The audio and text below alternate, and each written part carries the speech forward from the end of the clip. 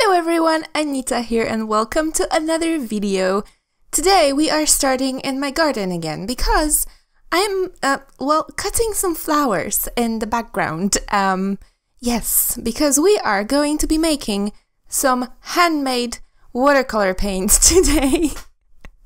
Or something similar at least. Something usable out of my flowers from my garden.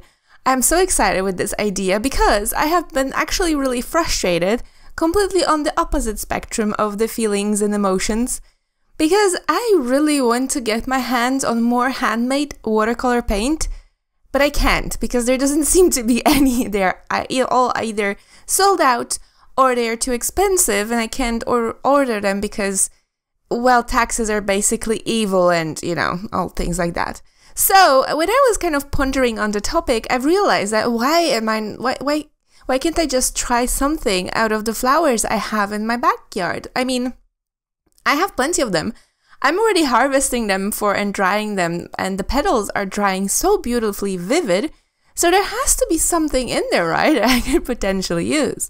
Now, I have Googled handmade, like, natural watercolor paint, but there hasn't been many hits there, so I've decided to kind of go with what I had. There are some YouTube videos, and generally everybody is just taking the petals or whatever plant or spices or whatever. I wanted to stay strictly in my backyard. That's why, you know, I'm not doing any coffees and teas or other spices. And they're basically taking the petals or whatever they want to make paint out of, and they are steeping it in the water, basically making a dye. It's not really paint, it's a dye because you're just making a dyed water. Okay? So now the trick is to find, of course, a paint that's gonna make a pretty color. Now I had my hopes really high up on the cornflowers, that's the blue one, in case you're not familiar. They dry into this beautifully blue, the blue petals just dry into amazing blue color. So I figured maybe they are going to transfer nicely into the water. So I've made the same thing with the roses because, you know, there are roses, right? They have to have some kind of color in there. And I kind of wanted to just, I don't know, I tried to compress them a little bit with this wooden spatula, and I added some hot water on top. And I just left them there. I basically left them to steep for the entire night. I also took, in the meantime, you can see me kind of compressing it. I kind of feel like I would love to have a mortar and pestle. I feel like perhaps kind of grinding it would give me better results. Now, eventually, while I was making these, this is already the day after, eventually I have found, like, kind of idea popped in my head that I am making a dye, so perhaps it's used to dye some other stuff as well. And once I actually typed that in, like natural dye, there's so many websites that you can go to and try different plants and different things and learn so many things. There will be one in the description if you're interested. And being all inspired, I took a lot of other plants from my backyard to a total of 6, and decided to just try it, to just play with it a little bit, because all of a sudden it was just so much fun. So I have little, you know, shot glasses and other little liquor glasses because they're pretty. And I also have old coffee filters. I swear I've never used coffee filters in this house before. I have no idea where they came from, but I'm glad they're here. Because what you essentially want to do, like now I have those, you know, flowers and petals that have been steeping in hot water, or in water eventually, just cold water, for an entire night. And now you want to get all the good juices out of the plant. So you're just basically making yourself a tea bag and then squeezing it out. So I'm sorry for my hand being in the way a lot. This is just such a weird process to tape on camera. But as you can see, I'm actually getting some amazing colors. Now, not all of them are that amazing. This is the cornflower, the blue petals from the beginning. And they actually turn into this really pretty purple liquid. And I was so excited about it because it looked so juicy and so amazingly vivid. Now, salvia is a purple flower that I have in my backyard, and it smelled so bad in that glass, but it turned into a very pretty brown color, same as the basil. Now, the rose petals, I swear, they just look like grapefruit juice to me. I mean, tell me they don't look like grapefruit juice. I could drink it. And then calendula turned into, I had only a little bit of the calendula, but it turned into this beautiful yellow color. That's something I just read on one of the websites that I was going through. And I wish I had more flowers. Okay, so now we are going to swatch them. And one thing that you have to remember when you make these kind of little experiments, that whatever you have in your glass is not necessarily what's going to appear on the paper.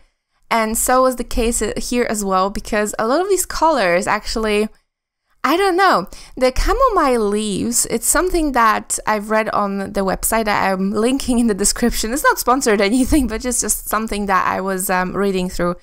And it was supposed to be a green dye. Now, I feel like I didn't just use enough of the green chamomile leaves, because the green didn't really develop into much of anything. It was a very delicate green, but not much. And to be fair, on camera, the colors don't really show that much at all. They show much more in person, and you will see me later. I will be painting with them, so you will see me having little close-ups, so you will be able to see much better.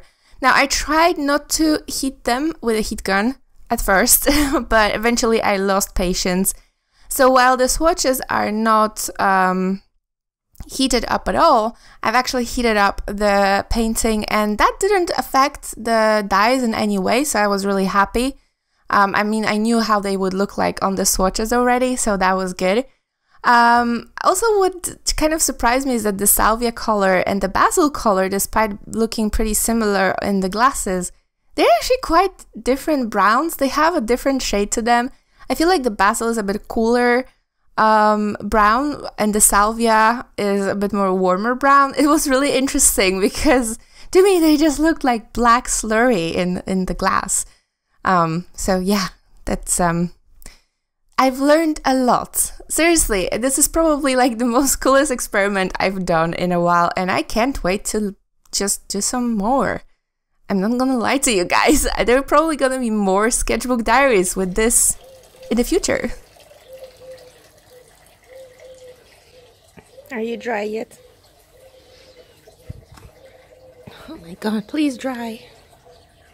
So all in all, I'm actually really happy from this experiment. I mean, I am so surprised about this pink. It started in this really light color, but it just grew to this really nice dusty pink. It's a beautiful color. Same with the cornflower, although I have to say that with just one layer, it looks much nicer than when you layer it, although it might be my fault because I have just used a lot of the water. It's just something to keep in mind.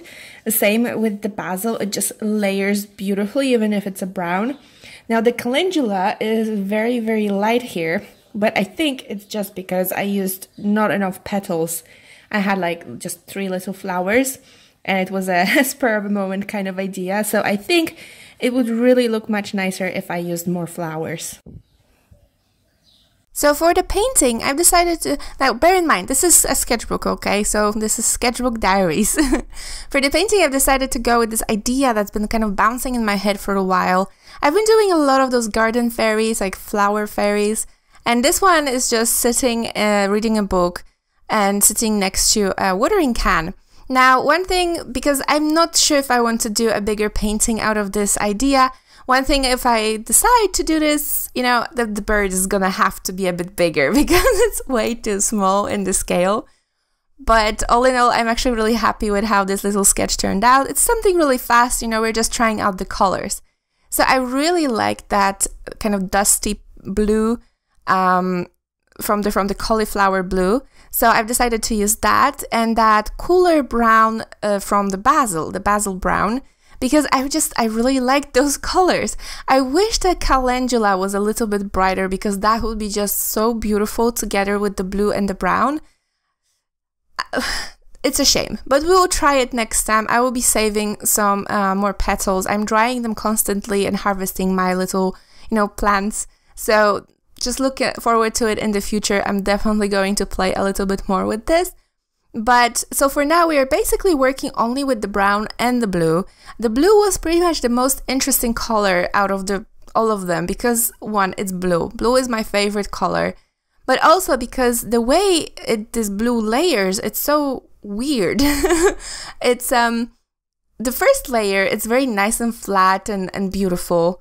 As you can see here, I've added a few more flat layers. I think it was in total of 3 layers, just to deepen those colors and get a bit more saturation. And it's kind of reminding me of a lot, actually, of just liquid watercolors. If you guys have ever used, perhaps not the Dr. P.H. Martins, which are very saturated, but the Ecoline watercolors are sometimes, they have very, very like pastel colors, and I'm not like, this is exactly what that is. That's what it reminds me of. So kind of like, I was not inspired but encouraged by that idea, and I've decided to use also a little bit of blending. It didn't turn out that bad. There are not that many blended places. I let the brown run into the blue in a few spots, and I also layered pink over the blue later on, just to see what would happen, because there's just, you know, these are all dyes and are natural dyes, so, you know, you're not gonna be able to know how they react with each other unless you're actually going to try them. So a fun fact with this one is that once I've layered the pink, because of course I tried it on the little swatches, the pink actually almost dissolved the blue, and it didn't. I thought it would, like, what you would normally think is that you would get a little bit of a purple going on. That was not the case. It actually almost took over the blue completely and deleted it.